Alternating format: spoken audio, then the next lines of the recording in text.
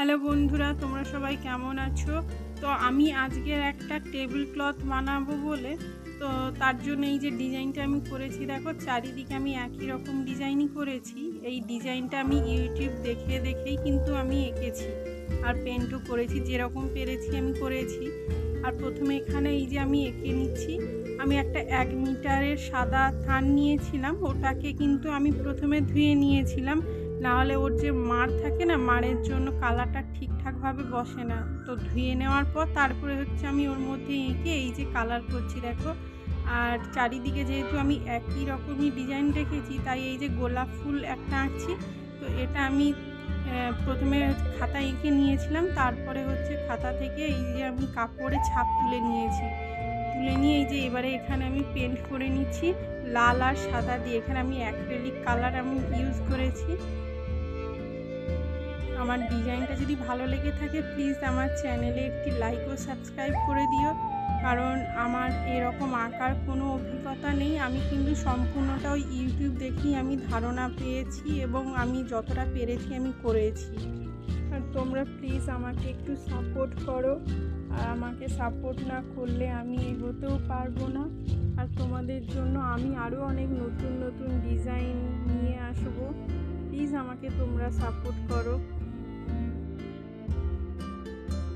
গোলাপ ফুলটা আমি লাল আর সাদা দিয়ে করেছি।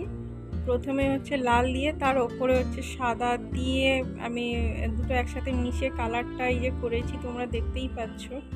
আর এই যে আমি যে আঁকছি, আমার তো আগে আঁকার কোনো সেরকম অভিজ্ঞতা নেই, তাই আমার একটু সময়ও লাগছে। আমি সময় নিয়েই আমাকে করতে হয়েছে। আর এই টেবিল ক্লথের চারদিকে আমি এঁকে নিয়েছি, কিন্তু মাঝখানেও আমাকে কিছু একটা করতে হবে। তো ওটা আমি একটা ভেবে নিয়েছি যে কী আঁকবো। তো ওটা হয়ে গেলে ওটাও আমি পরে ইউটিউবে আমি ছাড়বো। তো গোলাপ ফুলটা হয়ে গেছে, এবার হচ্ছে আমি 4টে ছোটো ছোটো এইরকম নীল সাদা দিয়ে একটা ফুল করেছি। আর পাতাগুলোও আমি কালার করে নেবো পরে। আমি প্রথমে নীল কালার দিয়ে কালার করে নিয়েছি, আর তার উপরে হচ্ছে আমি সাদা দিয়ে দুটোকে একসাথে মিশিয়ে এই যে দেখো মিষ্টি কালার একটা করেছি, যাতে একটু দেখতে ভালো লাগে। তো এরকম আমি সবগুলোই একই রকম করে নেব। এই যে এবার হচ্ছে পাতা কালার করব। প্রথমে না আমি পাতায় আমি এই সবুজ কালারটা আমি দিয়েছিলাম, তারপরে দেখলাম যে এর রঙটা না খুব একটা ভালো লাগছে না দেখতে, তো আমি আবার কালারটা আমি চেঞ্জ করেছি। পাতাতেও একই রকম আগে সবুজ রং দিয়ে তারপরে হচ্ছে সাদা দিয়ে হচ্ছে আমি এরকম বর্ডার দিয়েছি। আর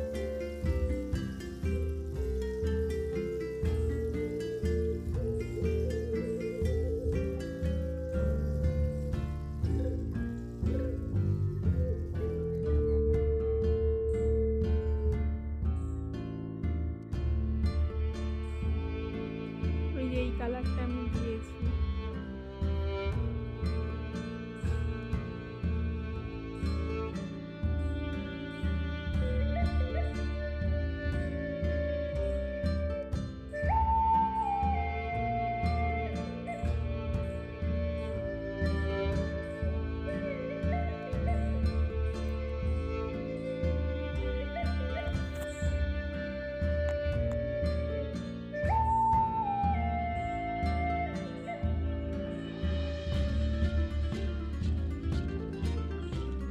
আমি সবগুলো পাতা এরকম কালার করে নিচ্ছি।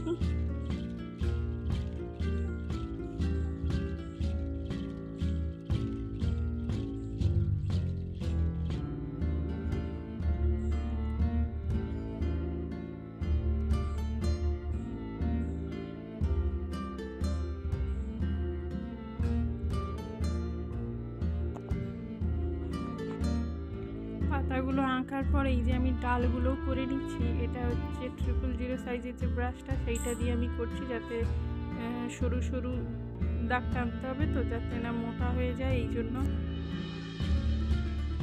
তারপরে এই যে পাতাগুলো মোটামুটি পুরো আমার কালার করা হয়ে গেছে। এবারে হচ্ছে পাতাগুলো আমি একটু সাদা দিয়ে আর মাঝে মধ্যে একটু সবুজ দিয়ে এরকম পাতা এরকম একটু এই টেনে নিচ্ছি যাতে একটু পাতা বলে মনে হয়। আর এই যে কণিগুলোতেও আমি ওই লাল আর সাদা দিয়ে রং দিয়ে দিয়েছি।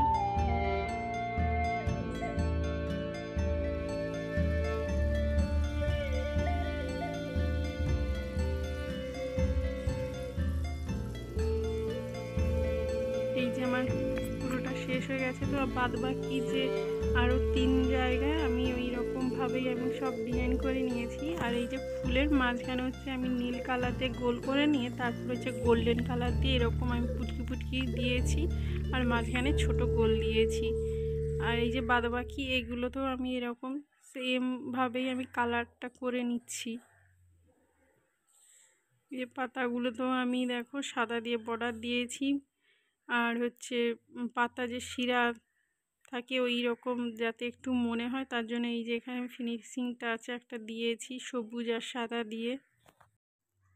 এত কষ্ট করে তোমাদের জন্য আমি এই পেন্টিংটা করেছি, তোমাদের সাপোর্ট না পেলে আমি এগোতেও পারবো না।